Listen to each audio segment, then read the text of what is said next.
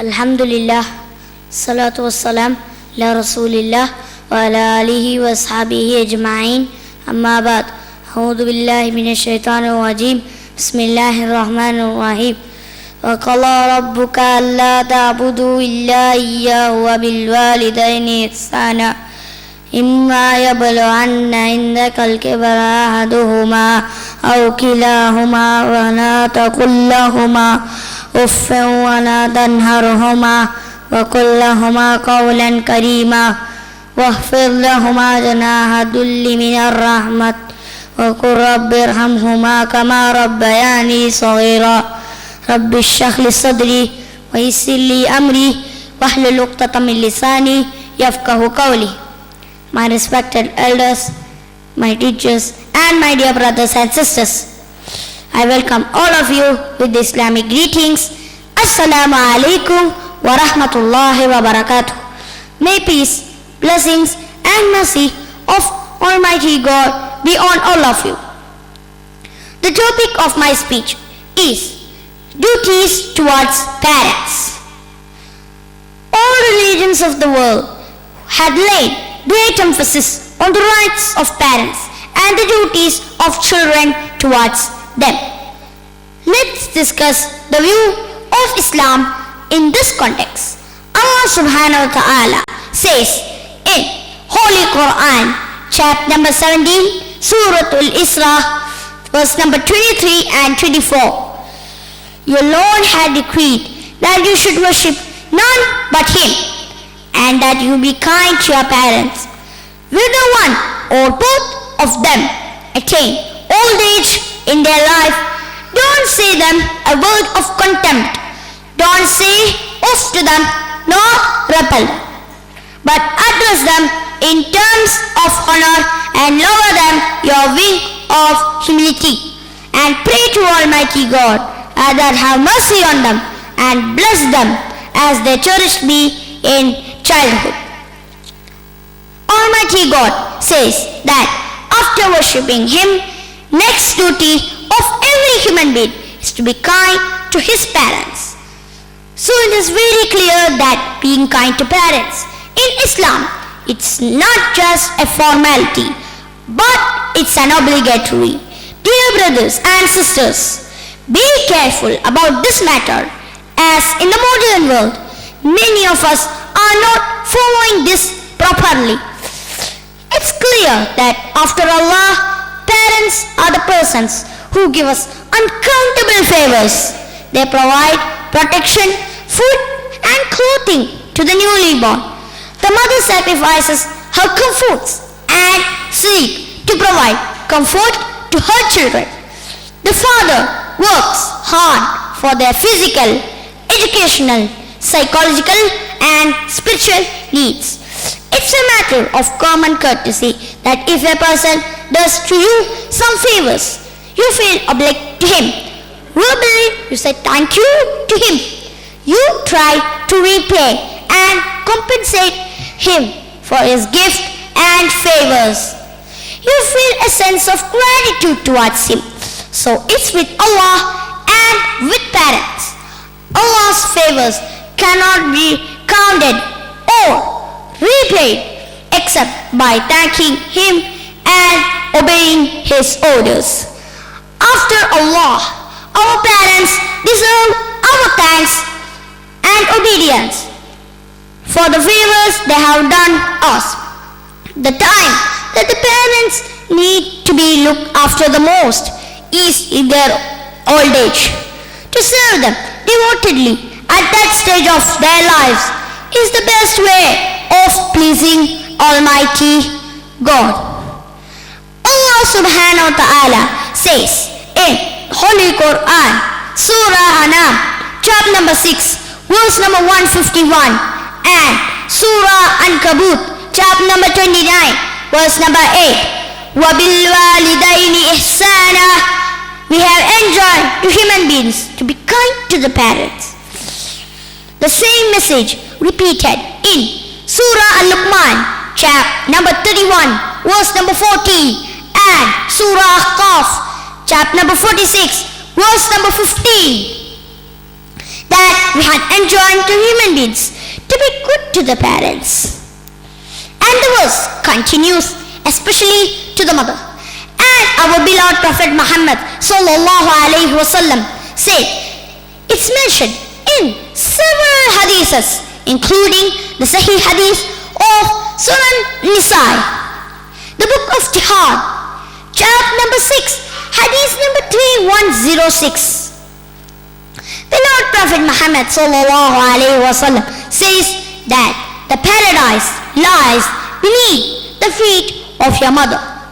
That does not mean that if my mother walking on the street and if she walks on mud and dirt, that thing will become paradise.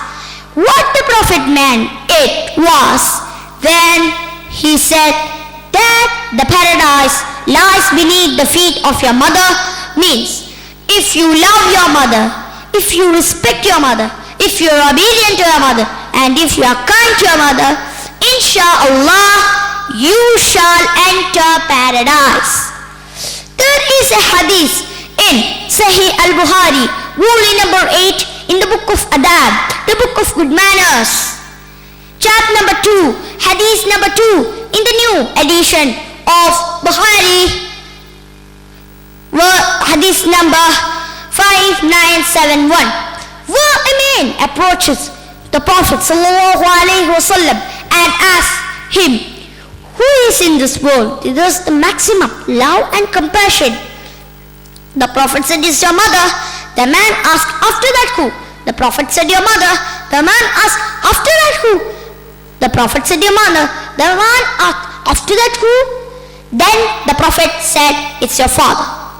That means 75% of your love and compassion goes to your mother and 25% goes to your father. Dear brothers and sisters, to what extent we can obey our parents? Allah subhanahu wa ta'ala says in Surah Al-Luqman, chapter number 31, verse number 14. وَوَصَّيْنَا الْإِنسَانَ بِوَالِدَيْهِ حَمَلَتْهُ أُمُّهُ وَهْنًا عَلَى وَهْنٍ وَفِصَالُهُ فِي عَامَيْنِ أَنِ اشْكُرْ لِي وَلِوَالِدَيْكَ إِلَيَّ الْمَصِيرُ. That we have enjoined the human beings to be kind to the parents, to be good to the parents, and travel upon travel with his mother bore him in years of twain was his weaning. Saying that you have to obey your parents, but immediately the next verse of Surah Al-Luqman, that's chapter number 31, verse number 15, says, but your parents strive and force you to worship somebody else besides Allah, that's doing shirk. Do not obey them, yet live with them with love and compassion. The same message repeated in Surah Al-Ankabut, chapter number 29, verse number 8. وَوَصَّيْنَا الْإِنسَانَ بِوَالِدَيْهِ حُسْنًا وَإِنْ جَاهَدَاكَ لِتُشْرِكَ بِي مَا لَيْسَ لَكَ بِهِ عِلْمٌ فَلَا تُطِعْهُمَا. That we had enjoined the human beings to be kind to the parents. But if the parents strive and force you to worship somebody else besides Allah, or if you have no knowledge, do not obey them. As long as the parents do not go against Allah and His Rasul or any of the commandments given by Allah and His Rasul, we can follow everything. This is the maximum. Beyond, if you go, it is going against Allah and His Rasul. The Arabic word that's used in the Quran and the narrations of Prophet Muhammad sallallahu alaihi wasallam to denote kindness to parents as bir. Bir means indicate kindness, compassion, respect, and even patience. Islam, the way of life, involves all these qualities, and Muslims must strive to model this behavior in all dealings particularly in the relationship between parents and children. It's instructive obligation of parents that they have to protect their children from physical and moral harm. They are duty-bound to protect their children in every way, physical, intellectual, moral. If the child had a temptation to do an act that's not in their long-term interest, it's the duty of the parents to return back from that act for all behavior. To this end, they may resort or advise, rebuke, scolding, and even hitting them. Good children should not take all these harshness in their own interest. If the parents scold, that they should bear it calmly, no replies, no arguing, no explanations, no comments unless asked for, even if it is against children's own wishes. So, my dear brothers and sisters, I am concluding my speech with the quotation from the Holy Quran, chapter number 17, verse number 24. وَقُلْ رَبِّ ارْحَمْهُمَا كَمَا رَبَّيَانِي صَغِيرًا. My Lord, bestow on them thy mercy as they cherished me in childhood. وآخر دعوانا أن الحمد لله رب العالمين والسلام عليكم ورحمة الله وبركاته.